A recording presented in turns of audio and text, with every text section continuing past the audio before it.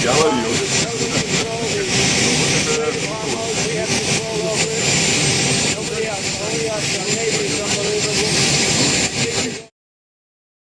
तो अब यूएसए और ईरान का वॉर काफी ज्यादा कॉम्प्लिकेटेड हो गया है।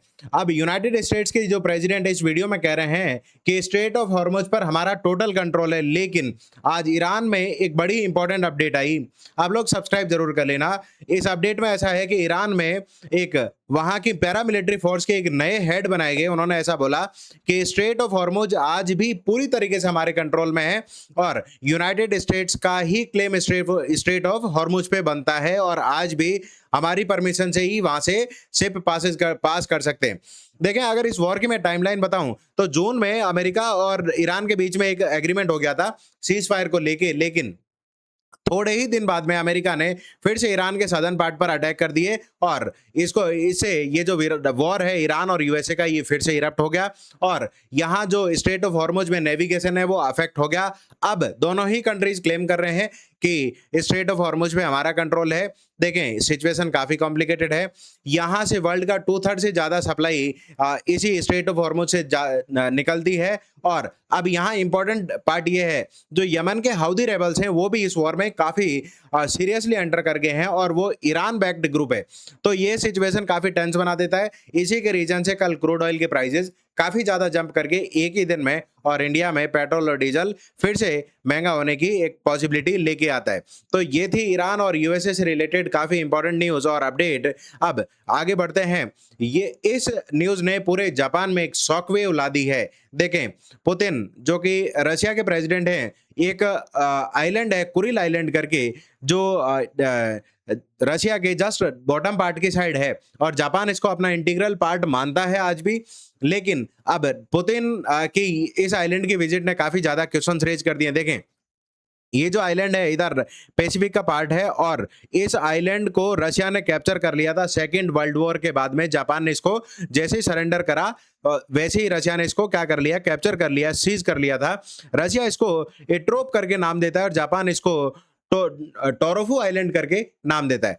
जैसे ही ये विजिट हुई पुतिन की, पुतिन ने इस आइलैंड को विजिट करा, वैसे ही जापान के पीएम ने एक स्टेटमेंट रिलीज करा, it hurts the feeling of Japanese people and it's absolutely unacceptable. इसका मतलब जापान ऐसा कह रहे हैं ये पूरे जापानीज पीपल के सेंटिमेंट से एसोसिएटेड है and we are very hurtful specifically from the visit of Putin to this island. तो देखें, अगर ऑलरेडी कई सारे कंट्रीज में कॉन्फ्लिक्ट चला हुआ है, जो रशिया यूक्रेन वॉर ऑलरेडी चल रहा है, चाइना और ताइवान के बीच में भी कॉन्फ्लिक्ट है और ईरान यूएसए वॉर पिछले काफी लंबे टाइम से चल रहा है और इंडिया पाकिस्तान के बीच में भी स्ट्रगल का ट्रूस हो गया था पहले एक तरीके से। तो यहाँ समझने वाली बात है कि यहाँ पीस होनी चाहिए।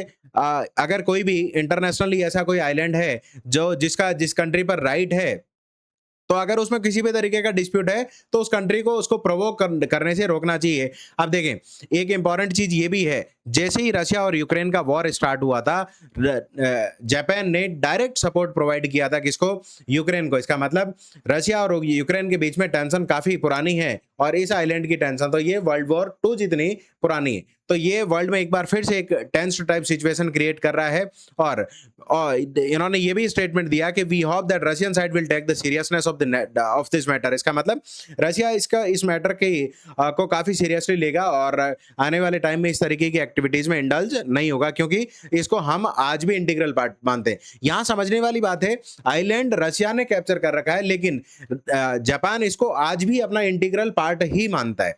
तो ये इससे रिलेटेड डिस्कशन हो गया। एक इंपॉर्टेंट चीज आज इजराइल और पैलेस्टाइन जो वॉर है उसमें ये हुई कि वेस्ट बैंक में कई सारे पैलेस्टाइनियन सेटलमेंट है, मतलब घर हैं, उसमें इजराइल ने अपने लोगों को सेटलमेंट भेज के, अपने लोगों को भेज के उनकी इलेक्ट्रिसिटी सप्लाई, वाटर सप्लाई वो कंप्लीटली कट करवा दी। तो ये काफी ज्यादा इस वॉर में टेंशन लाने वाली चीज है। देखें, ये जो टाउन है वो कौन सा है, कुसरा टाउन है इजराइल पैलेस्टाइन के वेस्ट बैंक में। और यहाँ पर ऐसा बोला कि इन फलस्तीनी घरों के अंदर इजरायली जो ट्रूप्स हैं, सोल्जर्स हैं, वो घुस गए हैं और उन्होंने घेराबंदी भी कर ली, इनके कंप्लीट कनेक्शंस कट कर दिए हैं। और यहाँ पर इस न्यूज में अमेरिका का जो रिएक्शन है ना, उससे ये क्लियर होता है कि अमेरिका और इजराइल में सब कुछ ठीक तो नहीं चल रहा है। क्यों?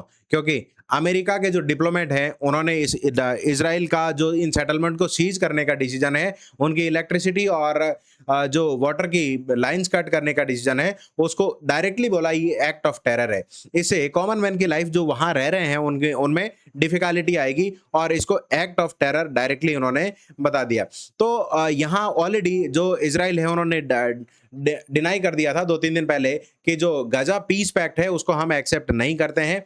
ये यूएसए का जो भी पैक्ट साइन किया गया है, उसकी जो भी टर्म्स एंड कंडीशंस है, हम इसको एक्सेप्ट नहीं कर रहे हैं। इसका मतलब ऑलरेडी दोनों कंट्रीज़ के बीच में कुछ ना कुछ कॉन्फ्लिक्ट तो है, जिसके रीज़न से ही ये सारी चीज़ें जब यूएसए मना कर चुका है कि अब रिपीटेड अटैक्स नहीं होने चाहिए, तो भी इज़राइल लेबनान पे अटैक कर रहा है, इज़राइल गाज़ा के पार्ट्स में भी अटैक कर रहा है और अभी वेस्ट बैंक में सेटलमेंट तक बनवा दिए और वहाँ के जो रेजिडेंट्स हैं उनकी सप्लाई तक कट कर दी। तो ये दुनिया में फिर से एक टेंशन लाने वाली बात है।